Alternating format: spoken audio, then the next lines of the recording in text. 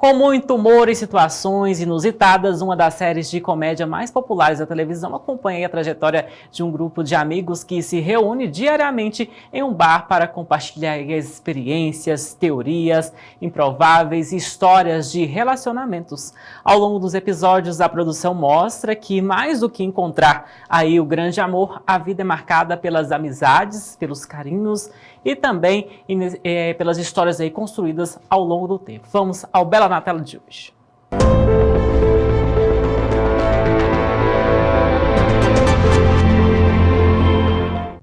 Crianças, deixa eu contar uma história pra vocês. Calma, eu sei que essa frase normalmente vem de um cara sentado no sofá em 2030, tentando explicar para os filhos dele porque ele passou 9 temporadas inteiras enrolando antes de conhecer a mãe deles. Sim, eu tô falando de How I Met Your Mother. Mas hoje, quem vai contar essa história sou eu. E relaxa, a minha versão vai ser um pouco mais curta, com um pouco menos de decisões românticas completamente questionáveis do que as do Ted Mosby. Porque se tem uma coisa que essa série prova, é que você pode passar anos procurando a pessoa certa. Ou pode simplesmente fazer como Marshall Eriksen e Lily Aldrin e resolver isso logo na faculdade. Eu só fui assistir a série lá por 2020. Ou seja, enquanto metade da internet já tinha brigado pelo final, analisado cada teoria e feito terapia coletiva por causa disso. Eu estava começando a jornada com a inocência de quem pensa: ah, é só um sitcom. E realmente é, só que também é uma história sobre amizade, decisões ruins, coincidências absurdas e sobre como um bar pode virar praticamente um centro de pesquisa sobre relacionamentos. Ah, e tem mais um detalhe curioso. A premissa da série inteira é explicar como alguém encontrou o amor da vida. Mas isso cria uma pequena situação estranha pra mim, porque eu já encontrei a mãe dos meus filhos. Enquanto o Ted Mosby passa 9 temporadas narrando cada detalhe da própria vida, um casal no interior de Minas Gerais julga todas as decisões dele enquanto reassiste a série pela 10ª vez. Bom, mas sem mais delongas, hoje a minha missão é te convencer a entrar nesse universo e amar todo esse caos. Toda sitcom tem um lugar sagrado. Em Friends é o café, em Seinfeld é o apartamento do Jerry, e em How I Met Your Mother é um bar, o McLaren's, o estabelecimento em Nova York onde 5 adultos passam quase uma década discutindo relacionamentos, inventando teorias absurdas e criando regras completamente desnecessárias para a vida. Foi ali que surgiram contribuições científicas fundamentais para a humanidade, como a regra da sereia, onde tentam encontrar em qual momento a mulher perde o encanto e, de sereia, vira peixe-boi. O Bro Code, um livro imaginário de regras de amizade masculina, e o conceito jurídico de dar tapas em um amigo por anos. Mas quem são esses adultos disfuncionais, levemente desocupados e que passam um tempo preocupante juntos? Ted Mosby é um arquiteto, mas o verdadeiro hobby dele é se apaixonar rápido demais. Ted conhece uma pessoa e 5 minutos depois já está imaginando casamento, filhos e a decoração da sala. Isso gera episódios absolutamente caóticos, como o incidente do abacaxi. Nesse episódio, o Ted acorda depois de uma noite misteriosa, com uma mulher desconhecida, um tornozelo machucado e um abacaxi na mesa de cabeceira. Ninguém nunca explica o abacaxi. A série simplesmente cria um mistério tropical e segue a vida. Agora, vamos falar do verdadeiro coração da série, Marshall e Lily. Eles são o casal que prova que dá sim para ter um relacionamento estável dentro de uma sitcom caótica. Eles se conhecem na faculdade, se apaixonam e continuam juntos, enquanto o resto do grupo vivem relacionamentos que duram menos do que um episódio da série. Claro, com algumas pequenas crises no caminho, quando Lily decide ir para São Francisco tentar descobrir quem ela é, ou quando o Marshall entra em conflito entre ganhar dinheiro como advogado corporativo ou salvar o planeta. Mas no geral, enquanto o Ted está narrando uma jornada épica de 9 temporadas, eles já encontraram a pessoa com quem querem dividir a vida, sem precisar de uma narração dramática e sem precisar explicar isso para os filhos no sofá. E no lado oposto disso, Robin Scherbatsky. Robin é jornalista, canadense e ex-estrela pop adolescente, responsável pelo clássico Let's Go to the Mall. Sim, a Robin teve uma carreira musical secreta chamada Robin Sparkles. E esse é exatamente o tipo de absurdo que faz a série funcionar. Mas Robin também é uma personagem muito interessante, porque ela quebra um monte de expectativas. Ela não quer ter filhos, ela prioriza a carreira e ela bebe uísque como se fosse água. Ela não tem a menor paciência para drama romântico, o que cria alguns conflitos com o Ted.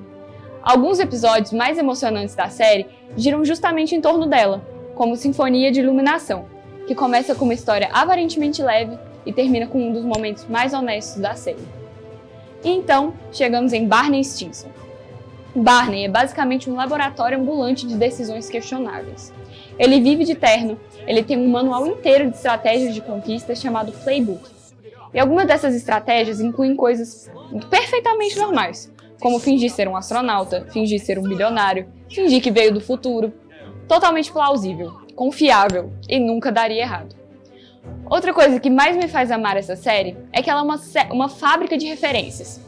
Tem piadas com Star Wars, tem teoria absurda sobre Karate Kid, tem referências a De Volta para o Futuro, tem obsessão com Die Hard e tem episódios inteiros construídos em cima de uma estrutura narrativa maluca, tipo a linha do tempo perfeita, onde o Marshall imagina vários futuros possíveis, dependendo de pequenas decisões, ou Garotas vs Ternos, que simplesmente vira um musical sobre ternos. E honestamente, é Legends, espera um pouquinho, Dar. Os personagens discutem filmes, teorias e cultura pop do nosso mundo, do mesmo jeito que a gente discute com amigos. No fundo, How I Met Your Mother é muito pouco sobre encontrar a pessoa certa. É sobre as histórias no caminho até lá, sobre amizades que viram família, sobre noites em bar que viram memórias, e sobre como às vezes a vida parece uma bagunça. Mas quando você olha para trás, tudo acabou levando exatamente para onde você precisava chegar. Eu sou a Bella e esse foi o Bella na Tela. E diferente do Ted Mosby, eu prometo que não vou precisar de 9 temporadas para chegar ao ponto. Mas se eu precisar, eu espero vocês na semana que vem. And that, kids, is How I Met Your Mother.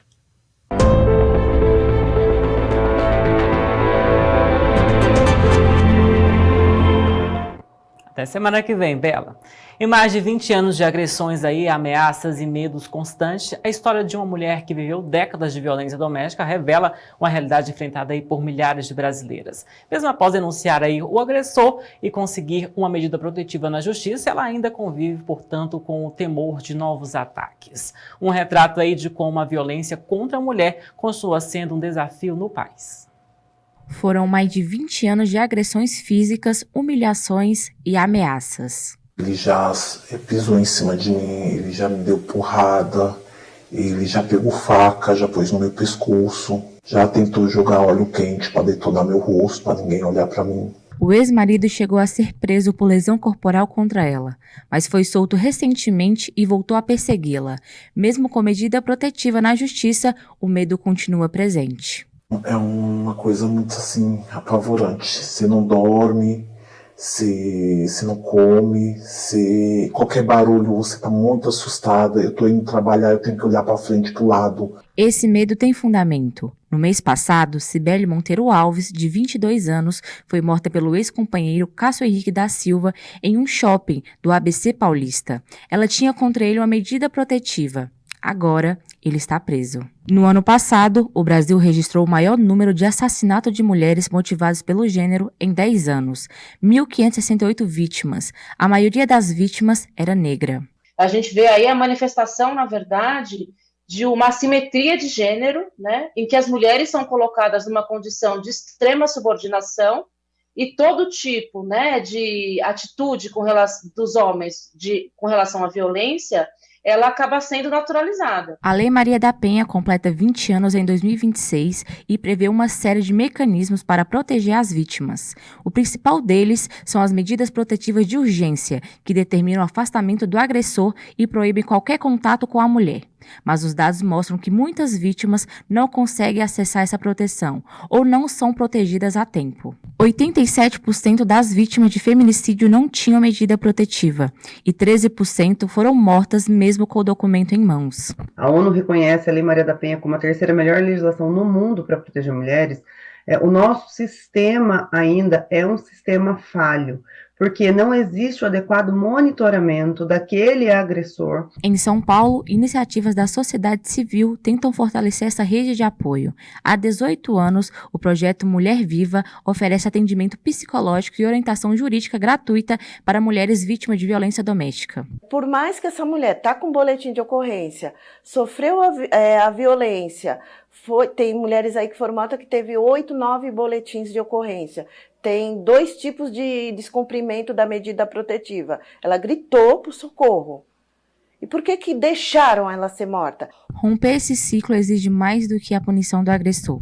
Existe uma rede de proteção que garanta segurança, autonomia e condições reais para que a mulher possa sair da violência. Então, com acesso à moradia adequado, com trabalho e renda adequados, com educação, com cultura, para que essa mulher possa estar livre de violência. Ela precisa de uma fruição de uma vida sem violência.